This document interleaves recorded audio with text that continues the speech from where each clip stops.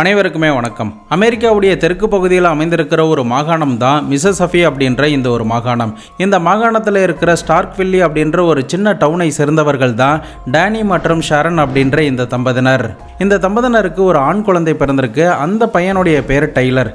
இந்த பையனுக்கு 2003 வாக்கில் 13 வயது தான் இருந்திருக்கு. இந்த டெய்லரை பற்றி சொல்லணும்னா வகுப்புகளில் ரொம்பவே துருன்னு பிரில்லியண்டாக இருக்கக்கூடிய ஒரு ஸ்டூடெண்ட்டாக தான் அவங்க ஸ்கூலில் வலம் வந்திருந்திருக்கா.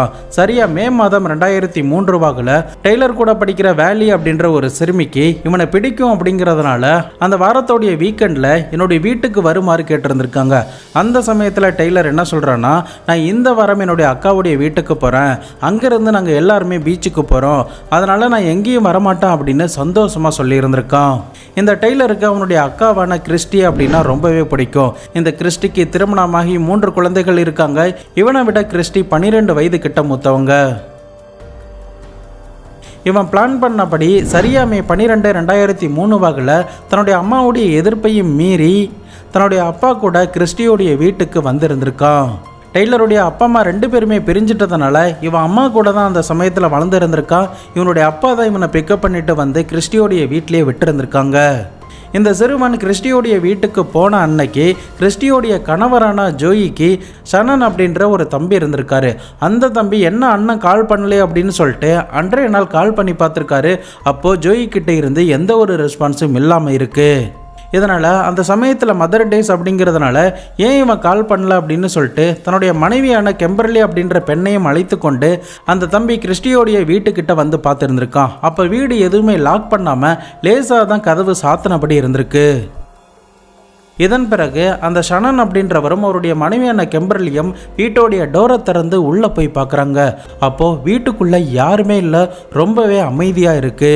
சரி, தன்னுடைய அண்ணன் இங்கே தான் இருப்பான் அப்படின்னு சொல்லிட்டு அவனுடைய பெயரை சொல்லிக்கொண்டே அந்த வீட்டுக்குள்ளே நுழைஞ்சிருந்திருக்காங்க.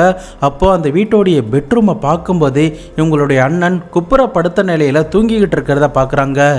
ஏன் நான் கால் பண்ணால் எடுக்கலை அப்படின்னு சொல்லிட்டு கிட்ட வந்து தன்னுடைய அண்ணனை பார்க்கும்போது தான் அவருடைய பின்மண்டையில் ஒரு தோட்டா ஒன்று இறங்கியிருக்கிறத பார்க்குறாரு. மேற்கொண்டு கிறிஸ்டியோடைய கணவரான ஜோயியோடைய உடம்புல கை வச்சு பார்க்கும்போது ரொம்ப ஜில்லுன்னு இருக்கிறதுனால உடனடியாக அந்த நாட்டோடைய எமர்ஜென்சி நம்பரான 911க்கு ஷனன் கால் பண்ணியிருந்திருக்காரு. அன்னைக்கு ஜோயிக்கு என்ன தான் நடந்துச்சு, அந்த வீட்டுக்கு போன டெய்லரும் கிறிஸ்டியும் எங்கே தான் போனாங்க? 2003 அமெரிக்கா முழுக்க ரொம்பவே பரபரப்பாக பேசப்பட்ட ஒரு திகிலான ஒரு மர்மமான சம்பவத்தை பற்றி தான் இந்த வீடியோவில் பார்க்க போகிறோம். இந்த வீடியோவை எந்த இடத்துலையுமே ஸ்கிப் பண்ணாமல் தொடர்ந்து பார்த்துக்கிட்டே வாங்க. நான் உங்கள் Babu Shankar and welcome to Babu Shankar story.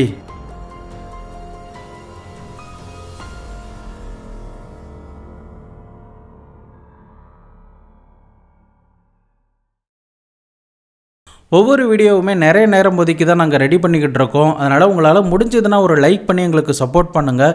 நீங்கள் லைக் பண்ணுறது, வீடியோவுக்கு கமெண்ட்டில் ஸ்டார் கொடுக்கறதன் மூலிமா நிறைய பேருக்கு நம்ம வீடியோ ரெக்கமெண்டில் போய் சேரலாம்.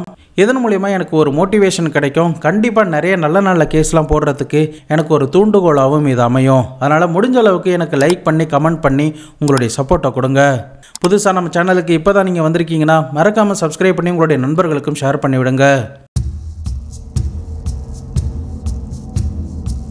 கண்ட்ரோல் ரூமில் இருந்து தகவல் கிடைச்சதுமே ஸ்டார்க்வில்லி ஷெரீஃப் போலீஸ் அதிகாரிகள் இறந்து போன ஜோயி ஃபல்காமோடைய மனைவியான கிறிஸ்டி ஃபல்காம் எங்கே இருக்காங்க அப்படிங்கிறத தேட ஆரம்பிச்சிருக்காங்க. இறுதியாக கிறிஸ்டி தன்னுடைய 3 குழந்தைகளை அழைத்து கொண்டு தன்னுடைய அம்மாவுடைய வீட்டில் தான் தங்கியிருக்காங்க அப்படிங்கிறது தெரிஞ்சதுமே உடனடியாக கைது பண்ணி கஸ்டடியில் எடுத்து அவங்களுடைய ஸ்டைலில் விசாரிக்க ஆரம்பிக்கிறாங்க.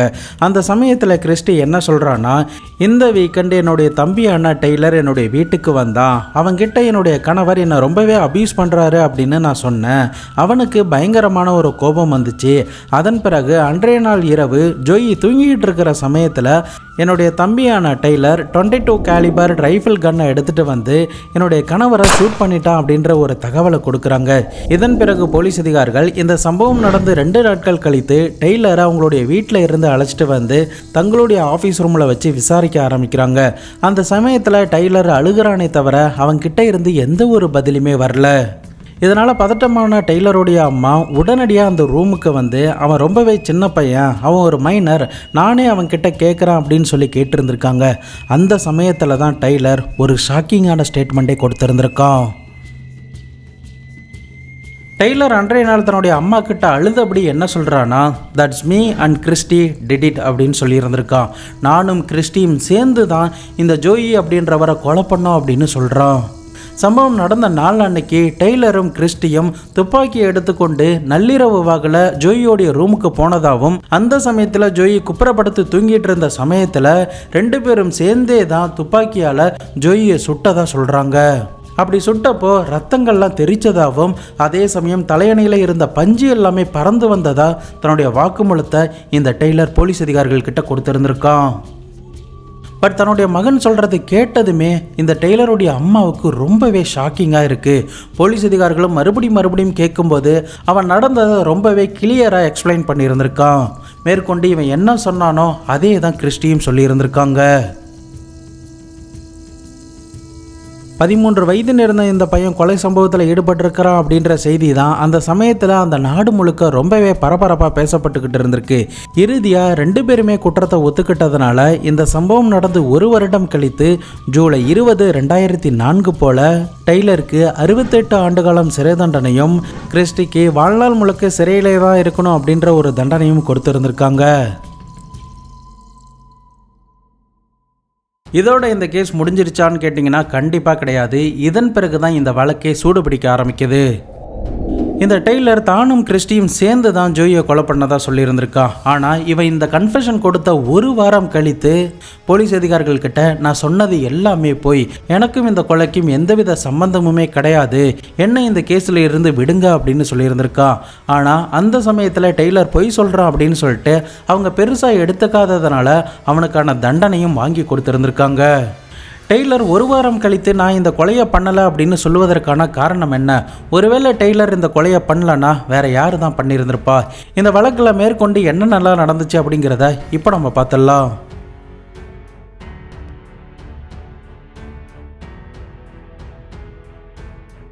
இந்த சிறுவனுக்கு தன்னை விட தன்னுடைய அக்காவை தான் ரொம்ப பிடிக்கும். ஆனால் இவனுடைய அம்மா இவன் இந்த குற்ற சம்பவத்தில் ஈடுபடலை அப்படிங்கிறத மட்டும் ஆரம்பத்தில் இருந்தே நம்பிக்கிட்டு வராங்க. இதனால் என்னதான் இந்த சிறுவனுக்கு ஜட்ஜ்மெண்ட்லாம் கொடுத்துருந்தாலும் கூட ஜிம் வேட் அப்படின்ற ஒரு லாயரை ஹையர் பண்ணுறாங்க. இந்த லாயர் இந்த வழக்கை எடுத்து விசாரணை பண்ணும்போது தான் இந்த வழக்குடைய மறு விசாரணையே அந்த மாநிலத்தில் சூடு பிடிக்க ஆரம்பிக்குது. இந்த கிறிஸ்டிக்கும் டெய்லருக்கும் அப்பா ஒரே ஆள் தான், ஆனால் அம்மா மட்டும் வேற. சம்பவம் நடக்க போகிற நாள் அன்னைக்கு கூட அவங்களுடைய அம்மா அவளுடைய வீட்டுக்கு போகாதன்னு தான் சொல்லியிருந்திருக்காங்க. ஆனால் இவனுக்கு அக்காவை பிடிக்கும் அப்படிங்கிறதுனால யார் பேச்சுமே கேட்காம தன்னுடைய அப்பாவை அந்த வீட்டில் ட்ராப் பண்ண சொல்லியிருந்திருக்கான். இந்த டெய்லருக்காக வாதாட போகிற ஜிம் வேட் அப்படின்ற அந்த லாயர் இந்த வழக்கோடைய விசாரணையெல்லாம் எப்படி நடந்துச்சு, கிரைம் சீன் எப்படி நடந்துச்சு, இந்த சிறுவன் என்னென்ன ஸ்டேட்மெண்ட்லாம் கொடுத்தான் அப்படிங்கிற முதற்கொண்டு எல்லாத்தையுமே ஆரம்பத்தில் இருந்து செக் பண்ணி பார்க்குறாரு. இதெல்லாம் முடித்ததுக்கு பிறகு இந்த சிறுவன் இந்த குற்ற சம்பவத்தில் ஈடுபடலை அப்படிங்கிறத அவனுடைய வாக்குமூலம் மூலியமாகவும் இந்த கேஸை அவர் ரீட் பண்ணதன் மூலியமாகவுமே கண்டுபிடிச்சிடுறாரு. இதனால் நீதிமன்றத்தில் இந்த சிறுவன் இந்த கொலையை பண்ணவே இல்லை, அவனுக்கும் இதுக்கும் எந்தவித சம்பந்தமுமே இல்லை அப்படின்னு வாதாட ஆரம்பிக்கிறாரு. இதனால் நீதிபதிகள் அந்த சிறுவனை அழைத்து விசாரிக்கிறாங்க. அந்த சிறுவன் அந்த சமயத்தில் என்ன சொல்கிறான்னா, இந்த சம்பவம் நடக்கிற அன்னைக்கு எல்லாரும் பீச்சுக்கு போகலாம் அப்படின்னு என்னுடைய அக்கா சொன்னாங்க. இதனால் துணிகள் எல்லாத்தையுமே அவங்களுடைய பெட்ரூமில் மடிச்சுக்கிட்டு இருந்தாங்க. அந்த சமயத்தில் என்கிட்ட நீ காரில் போய் உட்காரு, நான் வந்துடுறேன் அப்படின்னு சொன்னாங்க. அப்போது நான் காரில் உட்காந்து ரேடியோவில் பாட்டு போட்டுக்கிட்டு இருந்தேன். அப்போ திடீர்னு ஏதோ ஒரு சத்தம் கேட்டுச்சு. கொஞ்ச நேரத்திலே அக்காவும் தன்னுடைய 3 குழந்தைகளை அழைத்து கொண்டு வெளியில் வந்தா. அதன் பிறகு நாங்கள் பீச்சுக்கு போயிட்டோம். அந்த சமயத்தில் அவளுக்கு நிறைய கால்ஸ்லாம் வந்துச்சு அப்படின்னு தன்னுடைய ஸ்டேட்மெண்ட்டை டெய்லர் நீதிபதிகள் முன்னாடி கொடுத்துருந்துருக்கான். என்னதான் இந்த சிறுவன் ஓரலான ஸ்டேட்மெண்ட்லாம் கொடுத்தாலும் கூட ஜிம் வேடுக்கு இவன் உண்மையை தான் சொல்கிறானா பொய் சொல்கிறானா அப்படிங்கிறத கண்டுபிடிச்சாகணும். அதே சமயம் இவன் சொல்கிறது உண்மைனா இவனை நிரபராதி அப்படிங்கிறத கோர்ட்டில் நிரூபிச்சாகணும். இதனால் இந்த ஜிம் வேட் பல ஒர்க் அவுட் பண்ணதில் 3 முக்கியமான ஆதாரங்களை கோர்ட்டில் சப்மிட் பண்ணியிருந்திருக்காரு. அந்த 3 முக்கியமான ஆதாரங்கள் என்னென்ன, அந்த முக்கியமான ஆதாரங்கள் மூலமா டெய்லர் அந்த கேஸில் இருந்து வெளியில் வந்தானா இல்லையா அப்படிங்கிறத இப்போ நம்ம பார்த்துடலாம். ஜிம் வேட் இந்த டெய்லர் குற்றவாளி இல்லை அப்படிங்கிறது நிரூபிக்கிறதுக்கு முன்னாடி கிறிஸ்டிக்கு ஆதரவாக ஆஜரான லாயரான ஃப்ராங்க் அப்படின்றவர் என்ன சொல்கிறாருன்னா, கண்டிப்பாக கிறிஸ்டி இதை தனியாக பண்ணியிருக்க வாய்ப்பே கிடையாது, இவனும் கூட தான் சேர்ந்து பண்ணியிருக்கான் அப்படின்னு வாதாடி இருந்திருக்காரு. இதன் பிறகு தான் ஜிம் வேட் தாங்கிட்ட இருக்கிற சாட்சியங்கள் ஆதாரங்கள் அப்படின்னு சொல்லிட்டு எல்லாத்தையுமே காட்டியிருந்திருக்காரு. Evidence number 1, Danny Edmonds. இந்த டேனி எட்மண்ட்ஸ் அப்படின்றவர் டெய்லர் மற்றும் கிறிஸ்டியோடைய அப்பா. இந்த சம்பவம் நடக்கிறதுக்கு கொஞ்ச நாட்களுக்கு முன்னாடி கிறிஸ்டி தான் கிட்ட வந்து துப்பாக்கி கேட்டதாகவும், நான் எதுக்காக இந்த துப்பாக்கி கேட்குறேன் அப்படின்னு கேட்டதுமே, ஜோயியை நான் கொலை பண்ண போகிறேன் அப்படின்னும், எதனால் கொலை பண்ண போகிறேன் அப்படின்னு நான் கேட்டதும், எனக்கு அவன் கூட வாழ பிடிக்கல, என்னையும் என்னுடைய குழந்தைகளையும் அசிங்கப்படுத்திக்கிட்டே இருக்கான் அப்படின்னு சொன்னா. அந்த சமயத்தில் நான் துப்பாக்கிலாம் எதுவுமே கொடுக்காம சமாதானப்படுத்தி அனுப்பிட்டேன். அதன் பிறகு தான் இந்த சம்பவங்கள்லாம் நடந்திருக்கு. மேற்கொண்டு ஜெயிலில் இருக்கிற சமயத்தில் கூட இறந்து போன தன் கணவருடைய இன்சூரன்ஸ் பணம் வந்துட்டா இல்லையா, அதெல்லாம் யார் பேரில் இருக்குது, எப்போ வரும் அப்படின்ற டீட்டெயில்ஸ் எல்லாமே என்கிட்ட கேட்டா அப்படின்னு அந்த அப்பா நீதிபதிகள் முன்னாடி ஒரு பகிரங்கமான ஸ்டேட்மெண்ட்டை சொல்லியிருந்திருக்காரு. இது கூடவே கிறிஸ்டி அடிக்கடி ஜெயிலில் இருக்கிற சமயத்தில் என்னுடைய கணவருடைய இன்சூரன்ஸ் பணம் வந்துட்டா இல்லையா அப்படின்னு சொல்லி அடிக்கடி அந்த ஆஃபீஸர்கிட்ட கேட்டதாகவும் சொல்லப்படுது. எவிடன்ஸ் நம்பர் 2, அந்த சமயங்களில் அந்த ஊரில் தி மாண்டல் வில்லியம் ஷோ அப்படின்ற ஒரு டிவி ஷோ ஒன்று நடந்திருக்கு. அந்த டிவி ஷோவுக்கு இந்த கிறிஸ்டி தன்னுடைய கணவர் மற்றும் குழந்தைகளை அழைத்து கொண்டு போயிருந்திருக்காங்க. அப்படி அந்த டிவி ஷோவில் கிறிஸ்டி என்ன சொல்கிறான்னா, தனக்கு பிறந்த 3வது குழந்தை தன்னுடைய கணவருக்கு பிறக்கலை அப்படின்னும், எனக்கு பிடிச்ச ஒரு பாய் ஃப்ரெண்டுக்கு தான் பிறந்திருக்கா அப்படின்னும் தெரிவிச்சிருந்திருக்காங்க. உடனடியாக அந்த டிவி ஆங்கர், இது உங்களுக்கு தெரியுமா அப்படின்னு சொல்லிட்டு கிறிஸ்டியோடைய கணவர்கிட்ட கேட்கும்போது, எனக்கு இது தெரியும், விவாகரத்து பண்ண வேண்டிய நேரமும் வந்துடுச்சு, ஆனால் இவளை எனக்கு ரொம்ப பிடிக்கும் அப்படிங்கிறதுனால நான் இப்போ வரைக்கும் டிவோர்ஸ் பண்ணலை அப்படின்னு சிரிச்சுக்கிட்டே சொல்லியிருந்திருக்காரு. ஸோ இதை வச்சு பார்க்கும்போது கிறிஸ்டியோடைய திருமண வாழ்க்கை ரொம்பவே மோசமாக இருந்திருக்கு. அவள் வெறுப்பான நிலையில தான் ஜோயி கூட வாழ்ந்துக்கிட்டு இருக்கா அப்படிங்கிறது இந்த இடத்துல உறுதியாகி இருந்திருக்கு. எவிடன்ஸ் நம்பர் 3, இந்த வழக்குடைய கிரைம் சீன் எல்லாத்தையுமே ஆராய்ச்சி பண்ண ஃபாரன்சிக்கில் பேத்தாலஜிஸ்டாக இருந்த டாக்டர் ஸ்டீஃபனுடைய ஸ்டேட்மெண்ட் தான் முக்கிய ஆதாரமாக இந்த வழக்கில் அமைஞ்சிருந்திருக்கு. அவர் நீதிமன்றத்தில் என்ன எக்ஸ்பிளைன் பண்ணுறாருன்னா, துப்பாக்கியை வச்சு ஜோயியோடைய தலையில் பின்பக்கமாக சுட்டிருக்காங்க, பின்பக்கத்தில் மூளை இருக்கிற இடத்துல தான் சுட்டிருந்திருக்காங்க. இதனால் ரத்தங்கள் தெரிக்கிறதுக்கு வாய்ப்புகள் ரொம்பவே கம்மி. கிரைம் சீன் ஃபோட்டோஸையும் பார்க்கும்போது ரத்தங்கள் தெரிச்ச மாதிரியான எந்த ஒரு தடயமுமே தெரியல. மேற்கொண்டு புல்லட் மூளைக்குள்ளேயே மாட்டி இருந்திருக்கு. ரத்தங்களும் அந்த தலையணை பெட் அப்படின்னு சொல்லிட்டு எந்த இடத்துலையுமே காணப்படலை. லேசான ரத்த கசிவுகள் மட்டும்தான் இருந்திருக்கு. மற்றபடி அந்த இடத்துல எதையுமே க்ளீன் பண்ணலை, எந்த ஒரு எவிடன்ஸுமே அளிக்கலை அப்படின்னு அந்த பேத்தாலஜிஸ்ட் கோர்ட்டில் ஒரு பகிரங்கமான தன்னுடைய வாக்குமூலத்தை கொடுத்துருந்துருக்காரு. இவருடைய ஸ்டேட்மெண்ட்டை இந்த வழக்கில் ஏன் முக்கியமாக கருதுறாங்கன்னா, டைலருக்கு தன்னுடைய 13 வயது இருக்கிற சமயத்தில் தான் முதல் கன்ஃபெஷனை சொல்லியிருந்திருக்கான். அந்த சமயத்தில் அவன் என்ன சொல்கிறான்னா, நாங்கள் 2 பேரும் துப்பாக்கியால் சுடும்போது ரத்தங்கள் தெரிச்சதாகவும் அந்த சமயத்தில் தலையணியில் இருந்த பஞ்சுகள் பறந்ததாகவும் சொல்லியிருந்திருக்கான். அதே சமயம் அவனும் கிறிஸ்டியும் சேர்ந்து அந்த கிரைம் சீனை க்ளீன் பண்ணதாகவும் சொல்லியிருந்திருக்கான். ஆனால் ஃபாரன்சிக் டிபார்ட்மெண்ட் அதிகாரிகள் அந்த இடத்துல சோதனை பண்ணி பார்த்ததில் இவன் சொன்ன மாதிரியான அந்த வீட்டில் எந்த ஒரு எவிடன்ஸுமே அளிக்கவே இல்லை. ரத்தங்கள் சிதறிய மாதிரியான தடயங்கள், தலையணை கிழிந்து பஞ்சுகள் வெளியே வந்த மாதிரியான தடயங்கள் அப்படின்னு சொல்லிட்டு எதுவுமே கிடைக்கல. இதை வச்சு பார்க்கும்போது இந்த 13 வயது சிறுவனை மேனிப்புலேட் பண்ணி தான், அதாவது அவனுடைய மைண்டை பிரெயின் வாஷ் பண்ணி தான் அவனை இந்த குற்றத்தை ஒத்துக்க வச்சிருக்காங்க அப்படின்ற ஒரு விஷயம் இந்த இடத்துல உறுதியாகி இருந்திருக்கு.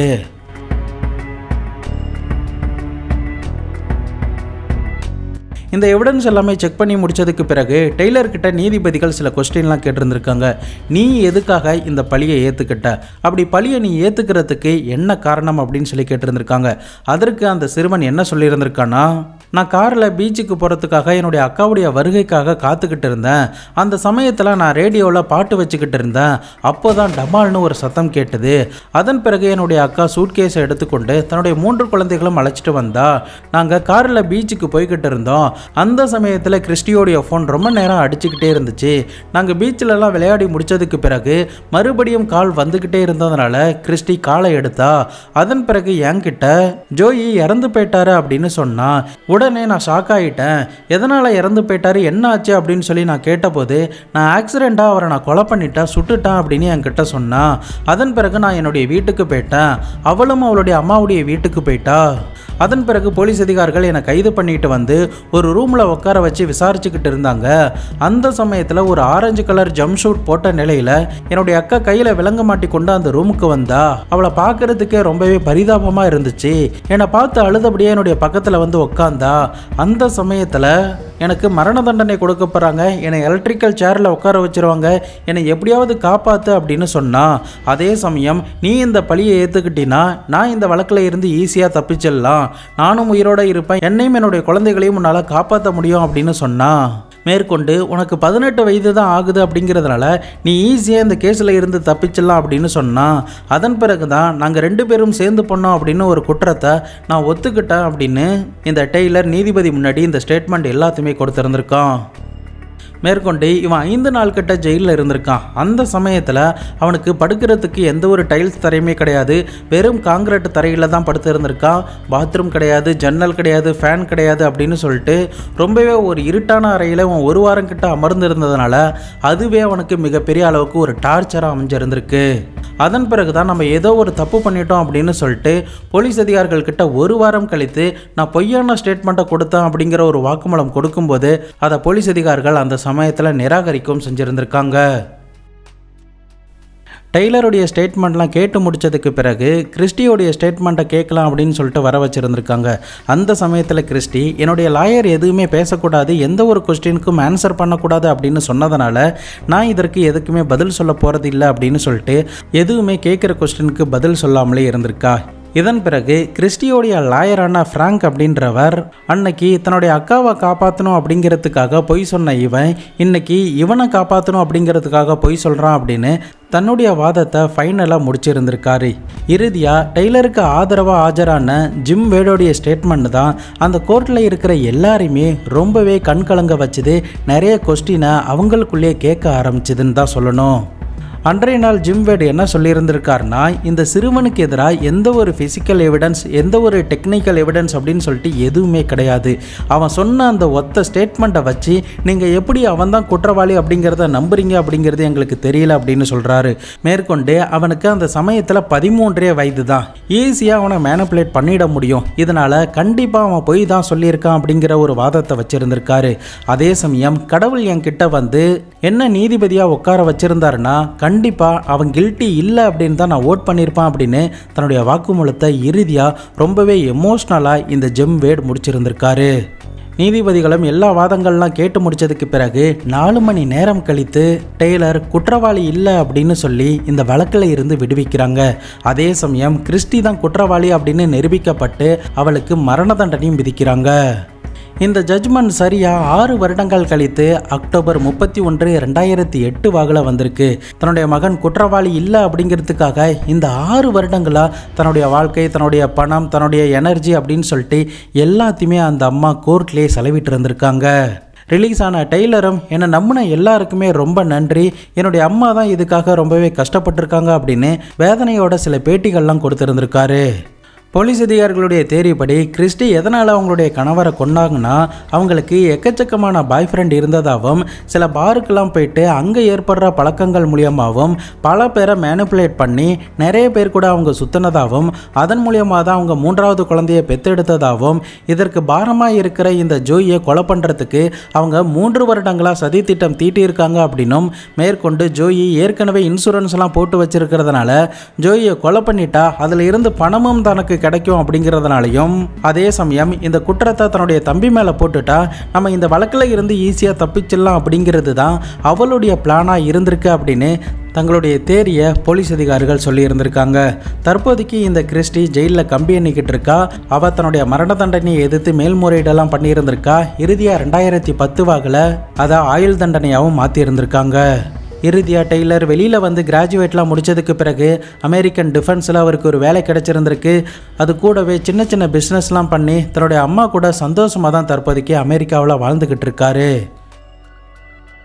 டெய்லருக்கு அந்த சமயத்தில் 13 வயது தான். தான் அக்கா மேலே வச்சுருந்த உண்மையான பாசத்தினால அவளுக்கு உதவி பண்ணுறேன் அப்படின்னு போயிட்டு மிகப்பெரிய ஆபத்தில் தான் அவன் மாட்டியிருந்திருக்கான். மேற்கொண்டு இவனுடைய அக்கா ஜெயிலில் இருந்தபடி 2008 இவனுக்கு ஒரு கடிதம் எழுதியிருந்திருக்காங்க. அதில் மன்னிப்புலாம் கேட்டிருந்திருக்காங்க. ஆனாலும் அந்த கொலையை அவன் மட்டும்தான் பண்ணா அப்படின்ற எந்த ஒரு ஸ்டேட்மெண்ட்டுமே அந்த லெட்டரில் எழுதவே இல்லை. இதனால் பயங்கரமான ஒரு கோபம் டெய்லருக்கு ஏற்பட்டதுனால அந்த அக்கா கிட்ட அவன் பேசவே இல்லை, அப்படியே விட்டுருந்துருக்காரு. இந்த டெய்லருடைய கதை நமக்கு என்ன சொல்லுதுன்னா, குற்றம் பண்ண ஒருத்தருக்கு உதவி பண்ணுறான் அப்படின்னு போயிட்டு எந்தவித பெரிய ஆபத்திலையும் மாட்டிடக்கூடாது அப்படிங்கிறத தான் இந்த டெய்லருடைய சம்பவம் நமக்கு எடுத்துரைக்குது அப்படின்னு நான் நம்புகிறேன். இதே மாதிரி நீங்களும் எந்த விதத்திலையும் மாட்டிடக்கூடாது அப்படிங்கிறதுக்காகவும் ஒரு விழிப்புணர்வாக இருக்கணும் அப்படிங்கிறதுக்காகவும் தான் இந்த ஒரு பதிவு. இந்த சம்பவத்தை பற்றி நீங்கள் என்ன நினைக்கிறீங்க அப்படிங்கிறதையும் மறக்காமல் கமெண்ட் பாக்ஸில் சொல்லுங்கள். இந்த வீடியோவுக்கு 5க்கு எவ்வளோ ஸ்டார் கொடுப்பீங்க அப்படிங்கிறதையும் மறக்காமல் கமெண்ட் பாக்ஸில் சொல்லுங்கள். மேற்கொண்டு லைக் பண்ணாமல் யாராவது பார்த்துக்கிட்டு இருந்தீங்கன்னா மறக்காமல் லைக் பண்ணி உங்களுடைய நண்பர்களுக்கும் ஷேர் பண்ணிவிடுங்க. நம்ம சேனலுக்காக உருவாக்கப்பட்ட இன்ஸ்டாகிராம், டெலிகிராமில் ஃபாலோ பண்ணாதாங்க ஃபாலோ பண்ணிக்கோங்க, ஜாயின் பண்ணாதாங்க ஜாயின் பண்ணிக்கோங்க. நாளை மறுநாள் வேறு ஒரு கிரைம் கேஸோட வேறு ஒரு வீடியோவில் உங்களை வந்து சந்திக்கிறேன். அது வரைக்கும் உங்களிடமிருந்து விடைபெறுவது உங்கள் பாபு சங்கர்.